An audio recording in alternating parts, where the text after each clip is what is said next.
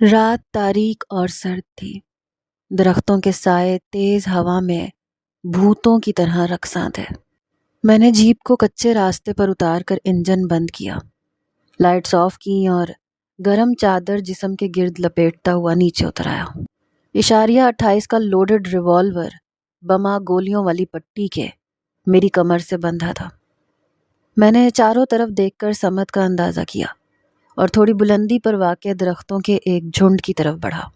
اس جھنڈ کے ایک طرف رنگولی قصبہ تھا جہاں رابو گاؤں بدر ہونے کے بعد پناہ لینے گئی تھی، اور دوسری طرف پیرو جی کا گاؤں تھا۔ چہار سو آسیبی خاموشی کا راج تھا۔ میں نے اونچے اونچے سرکنڈوں کے درمیان چل کر ایک خشک برساتی نالا پار کیا اور اس ٹیلا نما جگہ پہ آ گیا جہاں درختوں کا جھنڈ دکھائی دے رہا تھا۔ ٹیلے کے درمیان میں ایک جگہ روشنی کی کرن نظر آئی۔ میرے قدم خود بخود اس کرن کی طرف اٹھ گئے۔ ابھی 20 گز آگے گیا تھا کہ ایک بھاری بھرکم آواز نے مجھے چونکا دیا۔ کون ہے اوئے؟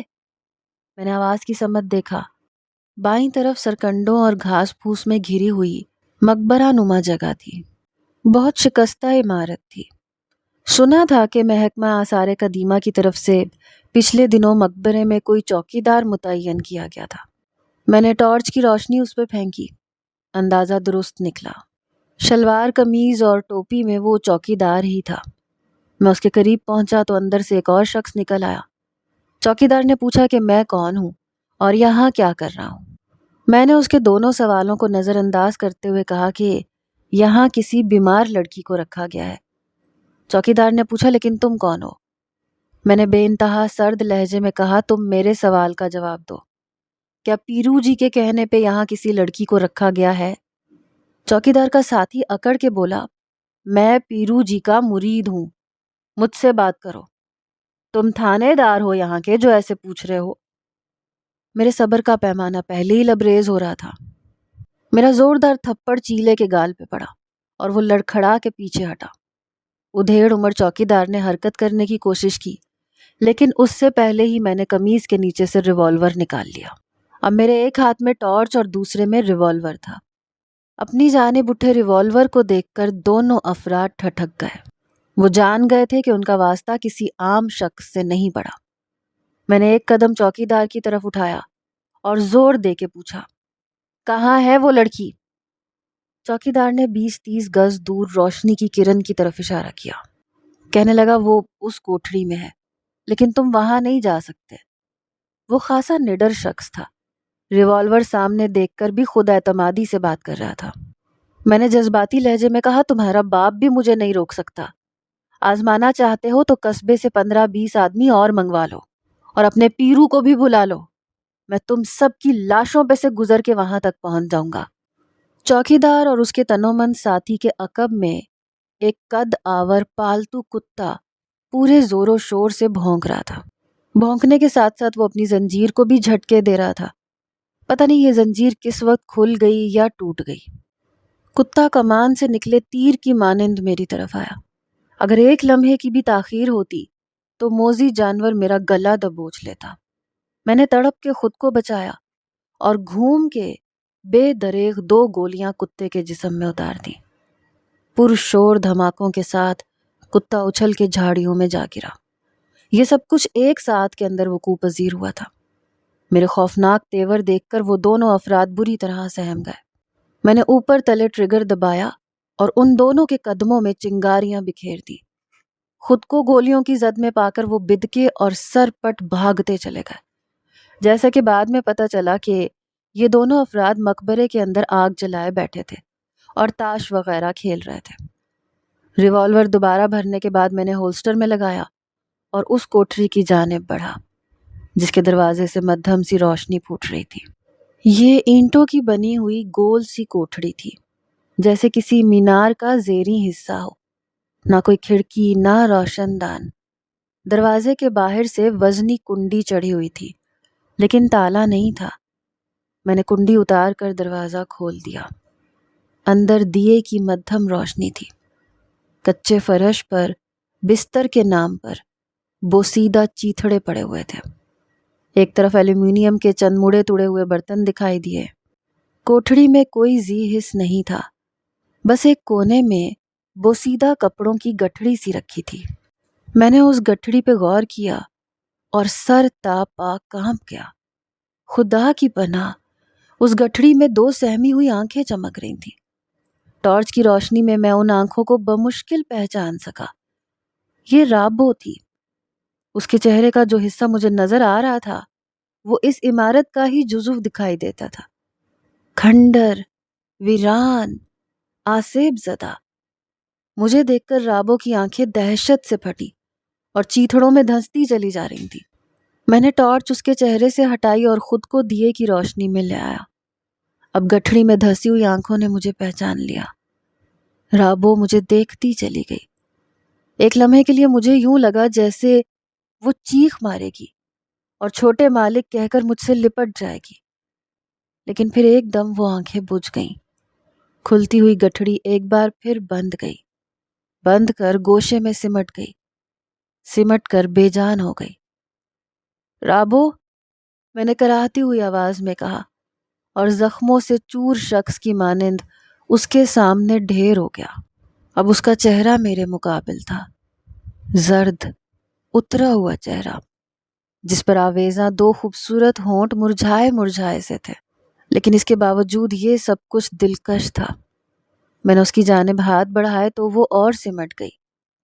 پہلی بار ایسا ہوا تھا کہ میں نے اسے چھونا چاہا تھا اور اس نے بدن چرایا تھا، ورنہ وہ تو میری آنکھ کے اشارے پر ریشمی تھان کی مانند کھلتی چلی جاتی تھی۔ نہ چھوٹے مالک، اس نے لہجے میں کرنوں کا دکھ اور خوف سمیٹ کر کہا، مجھے ہاتھ نہ لگانا، میں کوڑھی ہوں، مجھے نہ چھونا۔ بکواس بند کرو، میں نے بے پناہ دکھ سے کہا۔ کون کہتا ہے تو کوڑھی ہے؟ کہاں ہے تیرا کوڑ؟ دکھا مجھے اپنا کوڑ۔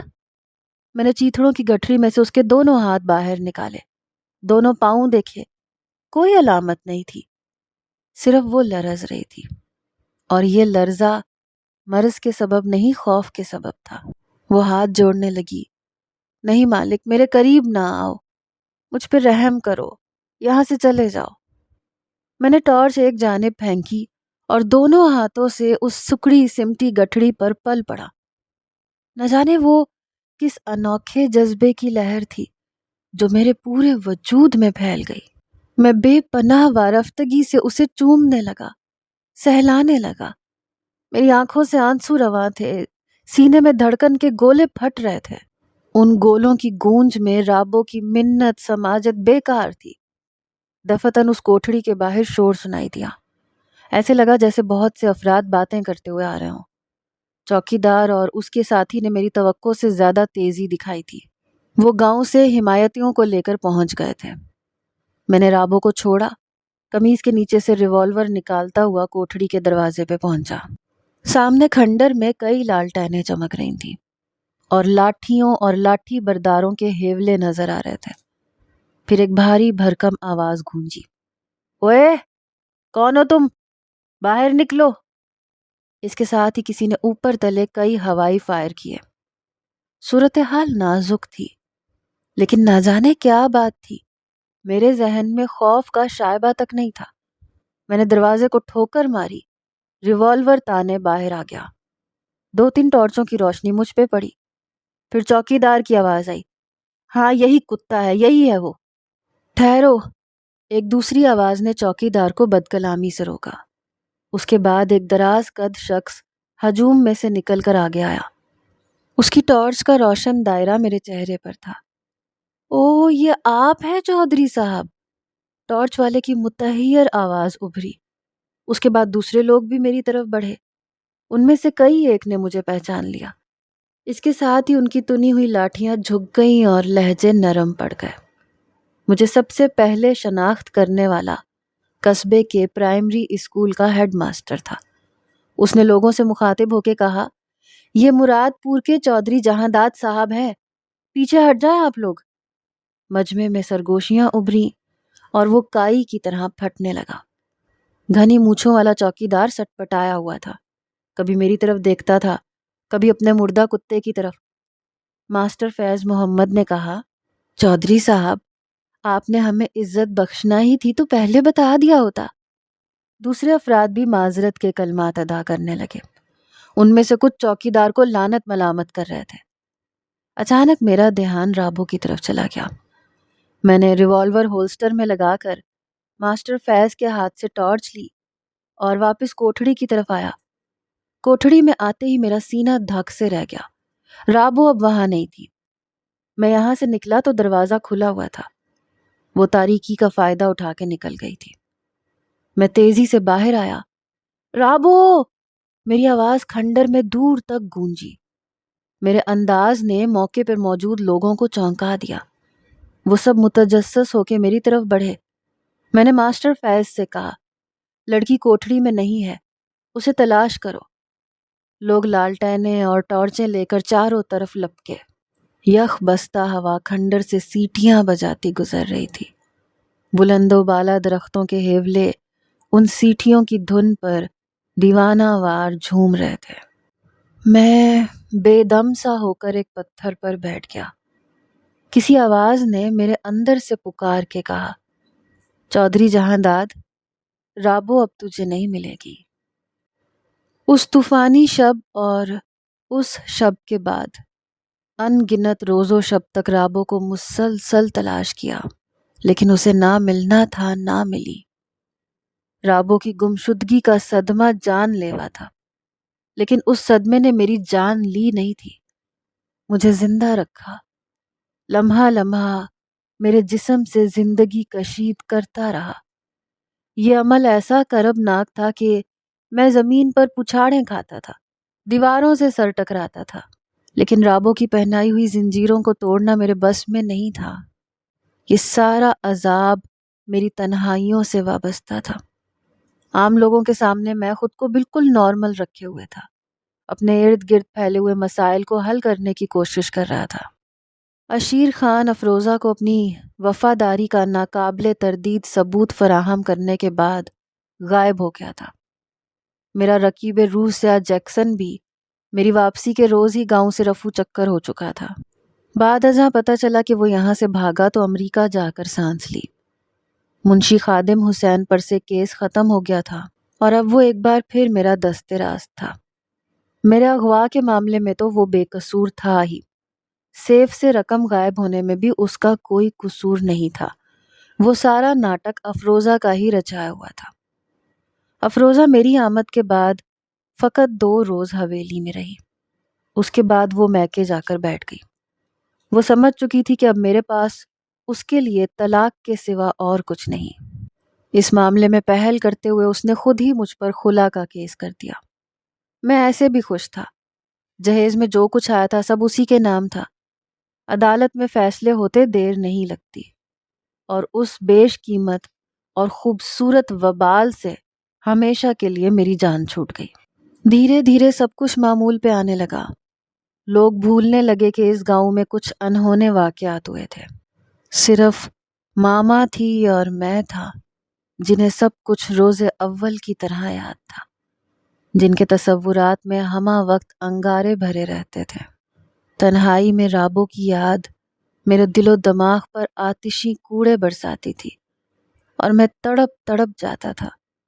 کچھ معلوم نہیں تھا وہ کہاں ہے بھی یا نہیں، لیکن کبھی کبھی امید کے پانیوں سے یقین کی ایک بلند و بالا لہر اٹھتی تھی اور میرے سینے کے ریگستان میں جل تھل کر دیتی تھی۔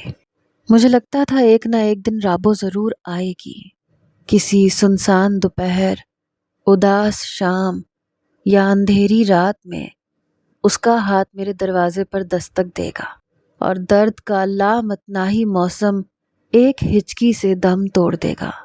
لیکن یہ جاں بخش واقعہ کب رونما ہوگا مجھے کچھ معلوم نہیں تھا۔ شاید ابھی، شاید 2-3 برس بعد، یا شاید اس وقت جب زندگی کی بساط لپٹنے کے لیے موت کے ہاتھ حرکت میں آ چکے ہوں گے۔ مرنے والے اپنے لواحقین کو آنسو اور آنسوؤں کے بعد چین دے جاتے ہیں، لیکن جو کھو جاتے ہیں وہ آنسو دے کر چین اپنے ساتھ لے جاتے ہیں۔ میرے پاس بھی آنسوؤں کے سوا اور کچھ نہیں تھا۔ کبھی کبھی یہ بھیگی ہوئی آنکھیں خود بخود دروازے کی طرف اٹھ جاتی اور لگتا تھا کہ وہ ابھی دروازہ کھولے گی، سر جھکا کے کہے گی جی چھوٹے مالک۔ اسی طرح 2 برس گزر گئے۔ وہ گرمیوں کی ایک حبس زدہ شام تھی۔ میں فارم سے تھکا ماندہ لوٹا حویلی کے تالاب میں اترنے کی تیاری کر رہا تھا کہ ایک ملازم بھاگا ہوا آیا۔ اس نے لرزاں لہجے میں بتایا کہ حویلی کے دروازے پہ رابو آئی ہے، وہ سخت بیمار ہے، اس کے ساتھ ایک بارش شخص بھی ہے۔ چند لمحوں کے لیے میں سکتے میں رہ گیا، کانوں پہ یقین نہیں آیا۔ پھر تولیے کا گاؤن پہن کر بھاگا ہوا حویلی کے دروازے پہ پہنچا۔ سب سے پہلے میری نگاہ ایک چارپائی پر پڑی جس پہ ہڈیوں کا ایک ناقابل شناخت ڈھانچہ رکھا ہوا تھا۔ چند اجنبی چہروں کے علاوہ ایک بارش شخص بھی یہاں موجود تھا۔ میں نے چارپائی پہ پڑے ہوئے ڈھانچے کو پہچان لیا۔ وہ رابو تھی، آنکھیں سفید، چہرہ زرد اور سانس سینے میں اٹکی ہوئی۔ اس حالت میں بھی اس کے سر پر اوڑھنی تھی جس نے اس کا نصف چہرہ چھپا رکھا تھا۔ میرے ذہن میں پہلا خیال یہ آیا کہ شاید رابو کے اندیشے درست تھے، وہ اس مرض میں مبتلا ہو چکی ہے جس کا شکار عشیر خان تھا۔ تاہم جب میں نے غور سے اس کا سراپا دیکھا تو یہ خیال غلط محسوس ہوا۔ ہڈیوں پر منڈی ہوئی اس کی جلد صاف اور شفاف تھی۔ میری نگاہ میں چند برس پہلے کا وہی منظر گھوم گیا جب اسی طرح رابو کی ماں حویلی کے دروازے پر آئی تھی مجھ سے مرنے کی اجازت لینے۔ میرے ذہن نے پکار کے کہا کہ آج رابو بھی یہی درخواست لے کے آئی ہے۔ دل سینے میں پھٹ کے 100 ٹکڑے ہو گیا۔ میں لڑکھڑا کے بے اختیار رابو پہ جھکا۔ وہ بڑے سکون سے لیٹی تھی، آنکھیں میرے چہرے پر جم کے رہ گئی تھی۔ رابو، رابو، میں نے اس کو جھنجھوڑ ڈالا۔ وہ خاموش رہی، شاید بول نہیں سکتی تھی۔ اس کی آنکھوں میں وہی التجا تھی جو چند برس پہلے اس کی ماں کی آنکھوں میں تھی۔ میرا سر گھومنے لگا۔ ذہن میں رابو کے متعلق سینکڑوں سوالات تھے، لیکن جواب ایک ہی تھا، وہ قریب المرگ ہے۔ میری آنکھوں میں آنسو بھر گئے۔ میں نے آنکھوں میں کہا، مجھ سے اجازت لینے آئی ہو نا؟ مرنے کی اجازت لینے آئی ہو نا؟ نہیں ہے اجازت، میری طرف سے کوئی اجازت نہیں ہے۔ میں نے بارش شخص سے پوچھا، بابا جی کہاں سے لائے ہو اسے؟ بارش شخص نے نرمی سے میرے کندھے پہ ہاتھ رکھا اور آہستگی سے چلتا ہوا مجھے ایک طرف لے گیا۔ اس شخص نے مختصر وقت میں جو کچھ بتایا اور اس کی باتوں سے میں نے جو نتائج اخذ کیے، ان سے پتہ چلا کہ وہ 2 برس پہلے بیگم کے مقبرے سے روپوش ہونے کے بعد رابو نے خودکشی کی کوشش کی تھی۔ رنگولی گاؤں سے 10 میل دور پختہ سڑک پر رابو اینٹوں سے بھرے ہوئے ایک ٹرک کے سامنے کود گئی تھی۔ ڈرائیور نے حاضر دماغی سے کام لیا، وہ مرنے سے بچ گئی لیکن شدید زخمی ہوئی۔ اس کی پچھلی پسلیوں میں سخت چوٹ آئی تھی۔ ڈرائیور جو ڈرا ہوا بھی تھا وہ اسے ٹرک میں ڈال کر فیصل آباد کے ہسپتال لے گیا۔ وہاں رابو کی کمر کا ایک آپریشن ہوا۔ 2-3 ماہ وہ زیر علاج رہی۔ پھر وہ نیم تندرست ہو گئی تو ٹرک ڈرائیور اسے اپنے گھر لے گیا۔ وجہ یہ تھی کہ رابو نے 1000 کوشش کے باوجود اپنا پتہ ٹھکانہ بتانے سے انکار کر دیا تھا۔ ٹرک ڈرائیور یہی بارش شخص تھا جو میرے سامنے کھڑا تھا۔ اس نے اپنی بیٹیوں کی طرح رابو کی نگہداشت کی۔ 4-5 ماہ بعد رابو کی تکلیف پھر بڑھ گئی۔ وہ بستر سے ہلنے جلنے کے قابل نہ رہی۔ اسے پھر ہسپتال پہنچایا گیا جہاں سے بغیر کسی افاقے کے وہ 2 ماہ بعد پھر گھر آ گئی۔ غریب ڈرائیور جو کر سکتا تھا وہ کر چکا تھا۔ اب اس نے گھر پہ ہی دیہاتی طرز کا علاج معالجہ شروع کیا۔ رابو کی حالت روز بروز پتلی ہوتی چلی گئی اور اب وہ قریب المرگ تھی۔ چند روز پیشتر رابو نے پہلی مرتبہ ڈرائیور ابراہیم کو بتایا کہ اس کا تعلق خوشاب کے مضافاتی گاؤں مراد آباد سے ہے۔ اس نے ابراہیم سے درخواست کی کہ وہ اسے ایک بار گاؤں لے جائے۔ جب تک وہ گاؤں نہیں جائے گی اس کی مشکل آسان نہیں ہوگی۔ نتیجے میں ابراہیم اسے اپنے ٹرک پہ نوشاب لایا اور وہاں سے وہ اسے یہاں گاؤں لے آیا تھا۔ قارئین، میں اپنی کہانی یہاں ختم کرتا ہوں۔ رابو زندہ ہے، تیزی سے صحت یاب ہو رہی ہے۔ پیسے میں بے پناہ طاقت ہوتی ہے۔ میں اسی رات رابو کے ساتھ لاہور آ گیا تھا۔ 2 روز بعد ہم ایک پاکستانی ڈاکٹر کے ہمراہ آسٹریلیا آ گئے تھے۔ وہاں مسیحا صفت ڈاکٹروں کی بے حد مہنگی مارکیٹ ہے۔ دنیا طب کے قابل ترین افراد ہاتھوں میں ترازو لیے کھڑے ہیں۔ آپ اس ترازو کے ایک پلڑے میں دولت رکھتے جائیں، وہ دوسرے پلڑے میں اپنا ہنر رکھتے جائیں گے۔ میں نے اس مارکیٹ میں پیسے کے زور پر ایک بے حد مہنگے آرتھوپیڈک سرجن سے رابطہ قائم کیا اور روتے ہوئے اس سے کہا کہ اے مسیحا، یہ ڈھانچہ جو تیرے سامنے پڑا ہے، اس میں ایک نہیں 2 انسانوں کی جان ہے۔ مجھے آسمان پر خدا کا اور زمین پہ تیرا سہارا ہے۔ یہ سادے چیک ہیں، جو چاہے اس پہ بھر لے۔ اس کے بعد میں مصلی بچھا کے سجدے میں گر گیا۔ مجھے اب 16 ہفتے ہو چکے ہیں وہاں۔ اس دوران میں مراد آباد میں میری 20 مرلے زمین فروخت ہو چکی ہے۔ جو باقی رہ گئی ہے وہ بھی میں رابو کی ایک مسکراہٹ پہ قربان کر سکتا ہوں، اور مجھے یقین ہے کہ یہ مسکراہٹ میرے نصیب میں ضرور ہوگی، اس لیے کہ میں نے سچے دل سے اس مسکراہٹ کی تمنا کی ہے۔ پتہ نہیں وہ کون سی گھڑی تھی جب میں نے ذہن پر دل کو فوقیت دینا شروع کر دی۔ وہ کوڑ جس نے میری جمالیاتی حس کو بے حس کر رکھا تھا خود ہی دور ہو گیا۔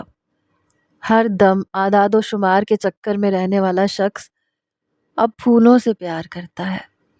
اسے نیلے آسمان پر تیرتی سفید بدلیاں اچھی لگتی ہیں، اور بارش جب وہ مسلسل کھڑکیوں پہ برستی ہے، اور بچے جب وہ کلکاریاں مارتے ہیں، ایک دوسرے کے پیچھے بھاگتے ہیں۔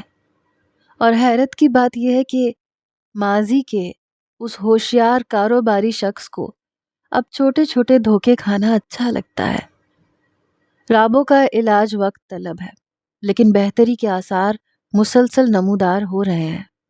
وہ کبھی کبھی تکیے سے ٹیک لگا کے بیٹھ جاتی ہے۔ میں اس کے ساتھ ہلکی پھلکی باتیں کرتا ہوں۔ کل جب ہم اکیلے تھے تو میں نے اس کے کان میں سرگوشی کرتے ہوئے کہا، رابو مجھے چھوٹے مالک مت کہا کرو۔ وہ لرز کے بولی، نہیں چھوٹے مالک، مجھ سے ایسا نہیں ہو سکتا۔ میں بے ساختہ مسکرا دیا تھا۔ اس کا ہاتھ تھام کر کہنے لگا، میں تم سے یہ لفظ چھین لوں گا، چاہے اس کے لیے مجھے تم سے شادی ہی کیوں نہ کرنی پڑ جائے۔ وہ شرما گئی، اور میں نے کہیں پڑھا تھا کہ جو عورت بستر علالت پر شرما جائے وہ بہت جلد اچھی ہو جاتی ہے۔